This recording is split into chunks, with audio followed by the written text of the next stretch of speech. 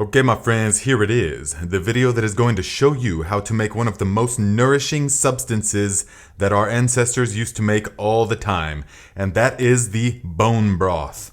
Now I'm going to say a few words about it, and then I'm going to take you in the kitchen and show you exactly how to make this beautiful gift of nature. Now, bone broth is essentially just taking the bones and connective tissue and ligaments and even hooves and fins and beaks and all kinds of things, the inedible parts of the animal, and rendering it, boiling it all down into a very nourishing substance rich in minerals and vitamins and collagen. So the bone broth, as you will see soon how to make it, is extremely good for the body. It has all sorts of good vitamins and minerals in it, but most notably collagen. Collagen is the most abundant protein found in bones and skin and connective tissue. It is a structural protein that will help to make the face look elastic and plump and healthy. You can just tell when a person has that healthy glow to their face. And collagen is very important for all of that. Also, it has glucosamine and chondroitin in it, which are known natural substances that help decrease inflammation and that helps to soothe the joints. So it's really good for joint health. Now, all of this stuff in here is going to be 100% bio, or closely to 100% bioavailable. Now, bioavailability is the key here. So you might take a collagen supplement, or you might try to take a glucosamine and chondroitin supplement, and then a glutamine supplement. But those are not in their natural state, and so the body doesn't really know how to absorb that kind of stuff. And so you excrete out the vast majority of those supplements, and some of them can be toxic. Whereas this natural form is bioavailable, meaning that the body knows exactly how to absorb it. So another great thing that it does is that it can help to heal the lining of the gut. You hear a lot of things now about leaky gut syndrome, where substances secrete from the intestines that shouldn't naturally be doing that, and it causes chronic inflammation in the body due to the SAD, the standard American diet. Is very detrimental for the digestive system. And so the glutamine and the other amino acids and the properties found within the bone broth can go in and heal and repair and rebuild the joints, but also that lining, the mucosal lining of the intestine. I can't say enough about it. So learn to make it, as you're about to hear in a minute, and then consume this beautiful gift of nature just hot. You just take about this much, about a cup of it, and you consume it hot, okay? So check it out, and then at the end, I'm gonna show you a real special delicacy. Okay, my friends, first step is to take some onions and some garlic. I like a lot of garlic, and you don't have to actually peel the garlic. You peel the onion, but you don't have to peel the garlic. Just break apart the cloves, and then you can take some of the dried sage from the garden and then some of the thyme that is actually still growing in the garden in the middle of winter.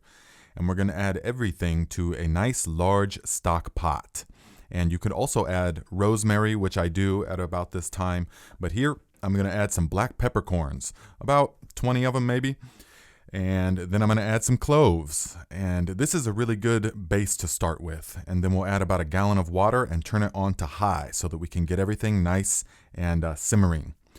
Next, we are going to take our bones. Now, I get these from my Amish friends, and these are the scraps of what is left after the processing of the cow and all of the steaks and all of that.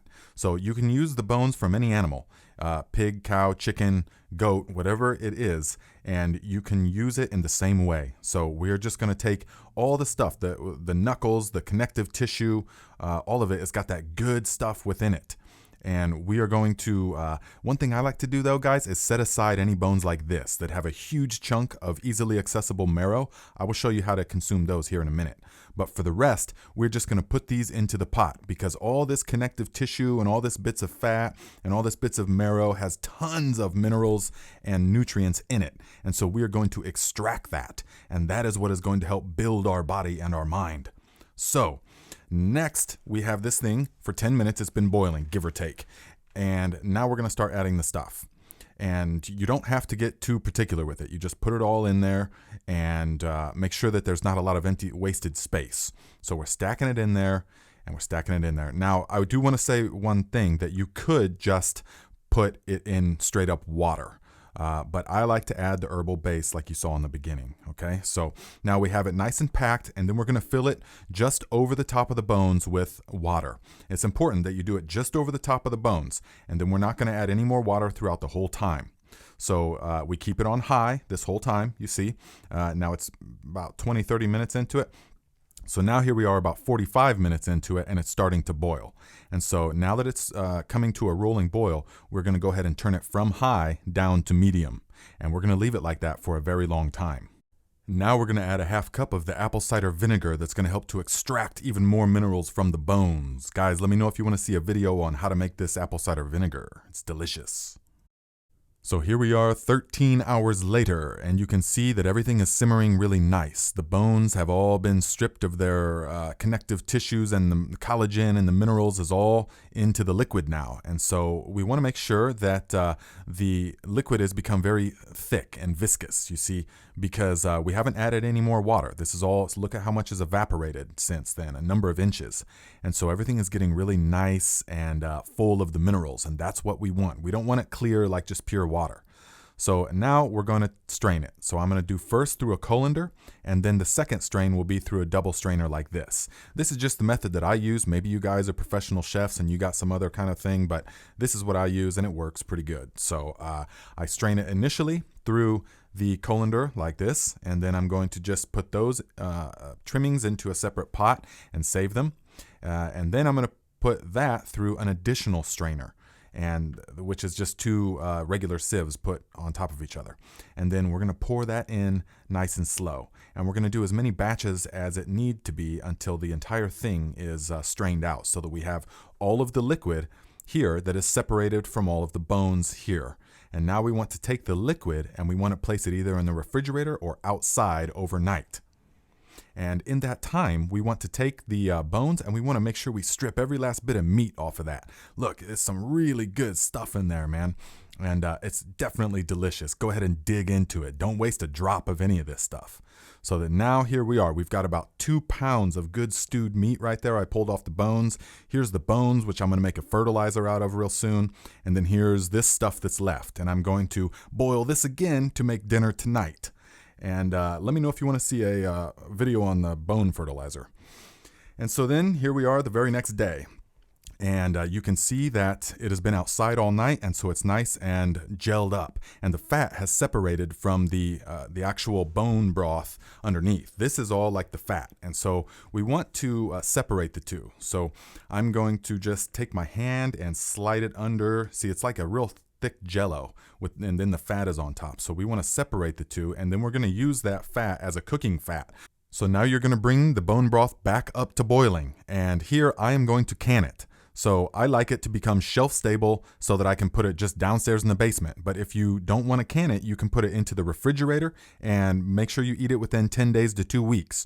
Or the freezer, it will last about 6 months or more. But if you can it like this, it will last pretty much indefinitely. So this is not going to be a canning tutorial. Let me know if you do want to see a canning tutorial. I can do that.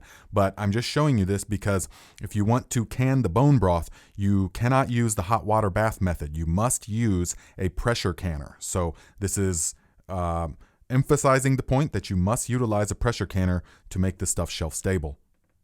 And then you will just process it in the normal way. I like to do 15 pounds for about 45 minutes just to make sure that it is not getting spoiled, because this stuff is mega valuable. So here we are the following morning. Everything's cooled off. All the seals have set. Everything is a success. Now we have this beautiful, nourishing gift of nature to consume as we wish.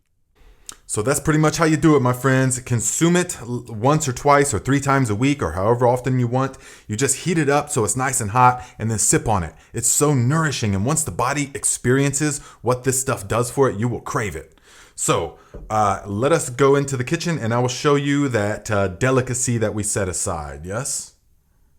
Okay, so we're going to take that bone that we set aside and we let it thaw to room temperature. And then we're going to take a butter knife and we're going to chisel out all of the delicious goodness bone marrow that is inside until we are left with the hollow bone.